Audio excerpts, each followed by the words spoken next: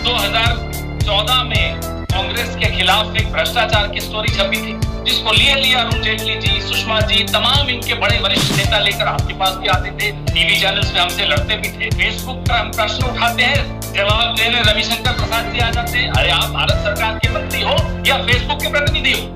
Facebook की अंकी दास 17 मई 2014 चुनाव की घोषणा रिजल्ट आने के एक दिन बाद लिखती है कि जिस सरकार से हम जूझ रहे थे, आज वो सरकार इसी प्लेटफॉर्म की वजह से हारी है। मैं नहीं बोल रहा, अंकी दास कह रही है।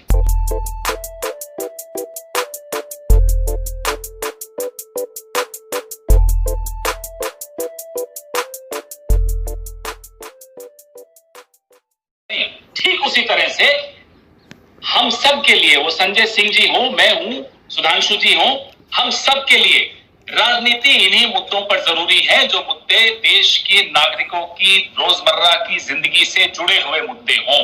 राजनीति का अर्थ क्या है? पवन खेड़ा जी, का अर्थ ये नहीं है ना। पवन खेड़ा जी, मैं सीधे आपसे सवाल ये पूछ रही हूँ, क्या विदेशी अखबारों में जो कुछ भी छपता है उन पर बात होनी चाहिए, उन पर बात होनी चाहिए, उन पर बहस होनी चाहिए, उन पर राजनीति होनी चाहिए?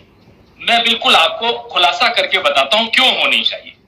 विदेशी अखबारों में छपा या न छपा, यही वॉल स्ट्रीट जर्नल पर में 2014 में कांग्रेस के खिलाफ एक भ्रष्टाचार की स्टोरी छपी थी, जिसको लिए अरुण जेटली जी, सुषमा जी, तमाम इनके बड़े वरिष्ठ नेता लेकर आपके पास भी आते थे, टीवी चैनल्स में हमसे लड़ते भी थे, बिल्कुल ठीक करते थे।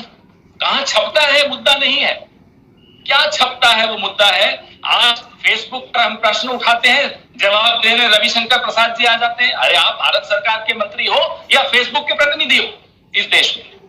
नहीं, लेकिन आपने अगर उनके स्टेटमेंट को ध्यान दिया हो तो उन्होंने ये भी बात कहा कि कांग्रेस के दौर में भी फेसबुक पर सवाल उठाए गए थे, तो क्या वहां पर भी आप ये मानते हैं कि उस वक्त भी फेसबुक का इस तरह से वाजिब या गैर वाजिब इस्तेमाल किया गया पॉलिटिकल सत्तारूढ़ पार्टी ने?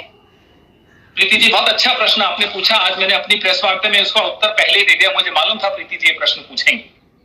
फेसबुक की अंकी दास 17 मई 2014 चुनाव की घोषणा रिजल्ट आने के एक दिन बाद लिखती है कि जिस सरकार से हम जूझ रहे थे, आज वो सरकार इसी प्लेटफॉर्म की वजह से हारी है। मैं नहीं बोल रहा, अंकी दास कह रही है। जूझ रहे थे। और आज इंटरनल मेमो जो हमने आज प्रेस वार्ता में लीक जिनका जो मेमो है निकाला, उसमें क्या कहती है? उसमें कहती है कि हम यूपीए की शासन की जो कमिटी बनी है प्राइवेसी पर, उन एक्सपर्ट से बात करने की कोशिश करते हैं, वो अपना दरवाजा बंद कर देते हैं, हमसे बात ही नहीं करते। ये वो सरकार थी। और Arun Jaitley ji, leader of opposition स्वर्गीय अरुण जेटली जी, जो चिट्ठी लिख रहे थे कपिल सिब्बल मंत्री को, वो ड्राफ्ट कर रही थी अंकी दास। ये था उनका गठबंधन।